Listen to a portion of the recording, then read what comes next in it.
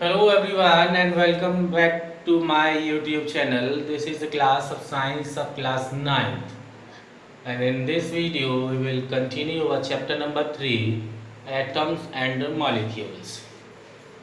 We already known about some topics of this chapter. Now in this chapter we are continuing molecules of elements and molecules of compound इस chapter में और इस video में हम लोग कोई जो हम पहले पढ़ रहे थे कि किस तरीके से एक एलिमेंट्स का मॉलिक्यूल बनता है और एक कंपाउंड्स के जो मॉलिक्यूल्स हैं वो हमारे पास रहते हैं और वो कौन कौन से होते हैं, कैसे होते हैं, उसके बारे में हमने इससे पहले जो वीडियो बनाया था उसके अंदर भी बात की थी। और इस वीडियो में हम उसी के आगे चलते हैं और जानते हैं कि ये कैसे बनते हैं। और मैंने आपको पहले बताया था जो मॉलिक्यूल्स हैं, molecules are made by the combining of 2 और मोर एटम्स। तो या 2 से ज़्यादा एटम्स सब एक दूसरे के साथ अपने आप में कंबाइंड हो जाते हैं और वो जो एटम्स हैं वो अपने आप में सेम एलिमेंट्स के भी हो सकते हैं और 2 अलग अलग एलिमेंट्स के एटम भी कंबाइंड होकर एक मॉलिक्यूल जो है वो बना सकते हैं।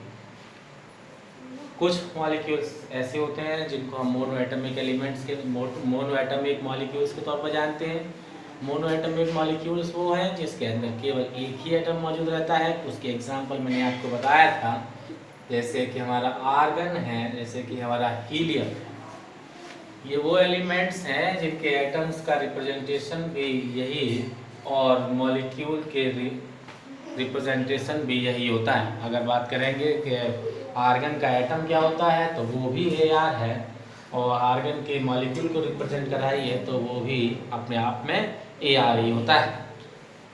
उसके बाद कुछ हमने बनाया था H2, फिर बनाया था O3, फिर बनाया P4, फिर बनाया एसिड। इनको अलग अलग नाम दिए हमने एक को कहा डाई एटमिक, दूसरे को कहा ट्राई एटमिक, फिर हमने कहा टेट्रा एटमिक, उसके बाद हमने कहा इसको पॉली एटमिक, यानी कि इसके अंदर 4 से ज़्यादा एटम्स मौजूद हैं तब एक मॉलिक्यूल ये बनकर तैयार हुआ है। वहीं पर इसमें 4 है, इसमें 3, इसमें 2 है और इसमें 1 है। अब एलिमेंट्स के मॉलिक्यूल्स की अगर हम बात करते हैं तो ये हमारे हो गए। आपका एग्जाम्पल के तौर पर हम ले सकते हैं कि इसमें O2 है, O3 है, O2, O3, H2 etcetera etcetera.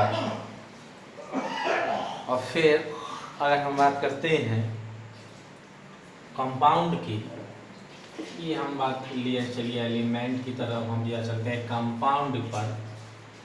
तो कंपाउंड में अगर हम मॉलिक्यूल्स की बात करें, कंपाउंड्स के जिसमें 2 या 2 से अधिक तरीके के एलिमेंट्स के एटम एक दूसरे के साथ कंबाइंड होते हैं और वहाँ पर मॉलिक्यूल बनाते हैं, तो उसको हम मॉलिक्यूल्स ऑफ कंपाउंड्स के तौर पर जानते हैं। और उसके एग्जांपल्स के तौर पर अगर हम बात करें तो हमने कल भी बताया आपको, कहाँ पर वाटर है H2O, उसके बाद यहाँ पर हमारा अमोनिया आता है NH3, अमोनिया। आगे अगर बात करें तो इसमें आ जाएगा आपका CO2 यानी कि कार्बन डाइऑक्साइड। ये कुछ एग्जांपल्स हैं मॉलिक्यूल्स ऑफ कंपाउंड्स के, ठीक है। इसमें आगे अगर चले तो हम कहेंगे कि आयन क्या होता है, व्हाट इज आयन।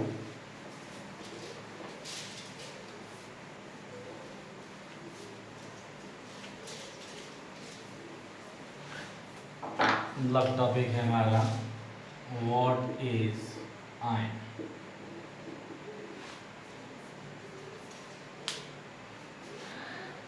अभी हम बात कर रहे थे इससे पहले कंपाउंड्स की, और अगर हम कंपाउंड्स की बात करते हैं तो ये मेटल्स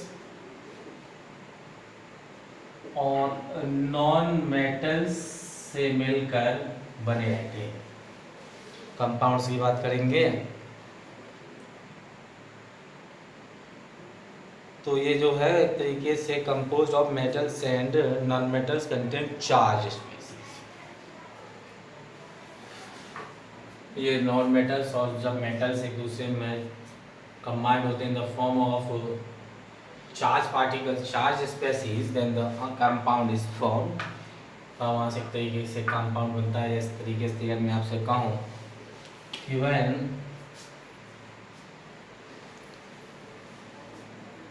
अब आयन की बात करते हैं तो an ion is a charge particle and can be negatively और पॉजिटिवली चार्ज। अब जो आयन है वहाँ पर दो तरीके के होते हैं, एक होता है पॉजिटिवली चार्ज, इसको पॉजिटिव चार्ज कहते हैं, एक नेगेटिवली चार्ज है। जो पॉजिटिवली चार्ज हैं उनको हम कैटायंस के नाम से जानते हैं और जो नेगेटिवली चार्ज होते हैं उनको एनायंस के नाम से जाना जाता है। पॉजिटिवली चार्ज आयंस मींस इस पर पॉजिटिव चार्ज मौजूद होता है और तो उनको कैटायंस के नाम से जाना जाता है और अगर नेगेटिव में है तो वो एनायंस के तौर पर जाने जाते हैं। Metals form cations whereas non metals form anions. Metals के द्वारा बनाया जाता है कैटायंस और नॉन मेटल्स के द्वारा बनाया जाता है एनायंस। अब कहा जाए कि कैसे बनाया जाता है, then we can say that the metals have the property to lose the electrons from their outermost shell। यानी कि मेटल्स के अंदर प्रॉपर्टी होती है कि वो अपने आउटरमोस्ट सेल में मौजूद इलेक्ट्रॉन्स को लूज कर सकते हैं। ये क्या करते हैं, ये इलेक्ट्रॉन्स को लूज कर देते हैं और इलेक्ट्रॉन को अगर लूज करते हैं तो फिर पॉजिटिव चार्ज आता है और अगर पॉजिटिव चार्ज आता है तो उनको कैटायंस कहा जाता है। क्या कहा जाता है? कैटायंस कहा जाता है। And the non-metals are those which have the property to gain the electrons। और वहीं पर नॉन मेटल्स के अंदर प्रॉपर्टी होती है इलेक्ट्रॉन्स को ग्रहण करने की, यानी कि अगर किसी ने लूज किया है तो वो उसको ले लेता है और ये इलेक्ट्रॉन्स को लेते हैं, गेन करते हैं और लेने पर इनके ऊपर नेगेटिव चार्ज आ जाता है और जब नेगेटिव चार्ज लेते हैं, जब इलेक्ट्रॉन्स को लेते हैं और नेगेटिव चार्ज बनाते हैं तो नेगेटिवली चार्ज्ड कहलाते हैं और फिर उनको नाम दिया जाता है anions. Then we can say that anions are the ions have negative charge whereas the cations are the positively charged ions। How the cations are formed? Cations are formed from the metal when the metals lose electrons।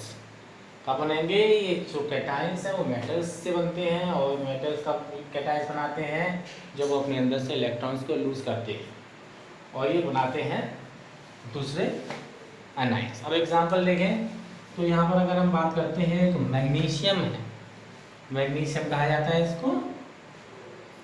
Magnesium के पास अगर हम बात करें तो 12 इसका atomic number और atomic mass की बात करेंगे तो 24, यानी इसके अंदर अभी यहाँ पर इलेक्ट्रॉन्स जो हैं वो इसके अंदर है 12।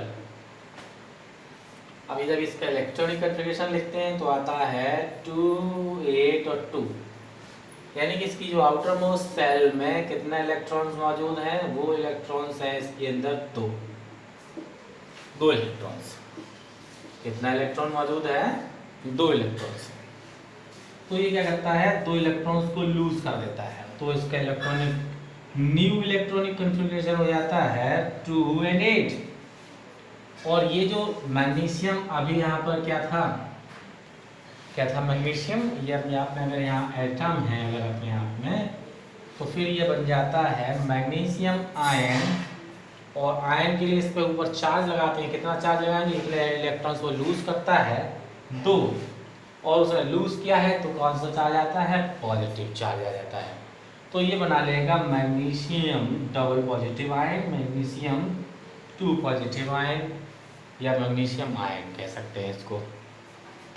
उसी तरीके से अगर हम नेगेटिव वाले की बात कर लें इसमें एक बार, तो क्लोरीन की बात करेंगे। तो क्लोरीन की अगर हम बात करते हैं तो इसमें आता है 17 क्लोरीन 35, इसको एटॉमिक नंबर 17। अगर इसके इलेक्ट्रॉनिक कॉन्फ़िगरेशन को लिखते हैं तो आता है 2 8 और 7। और इसके आउटर मोस्ट शेल में इलेक्ट्रॉन्स हैं कितना 7। और इसको एक इलेक्ट्रॉन ये बाहर से ले लेता है और एक इलेक्ट्रॉन लेने के कारण इसका न्यू इलेक्ट्रॉनिक कॉन्फ़िगरेशन हो जाता है 2 8 और 8। और जब 8 ले जाते हैं बाहर, एक इलेक्ट्रॉन ले लिया, तब ये बना लेता है क्लोराइड आयन यानी कि Cl नेगेटिव। इस तरीके से क्लोराइड आयन उसके द्वारा बना लिया जाता है Cl नेगेटिव। तो इसके आगे हम बात करेंगे अपने आगे।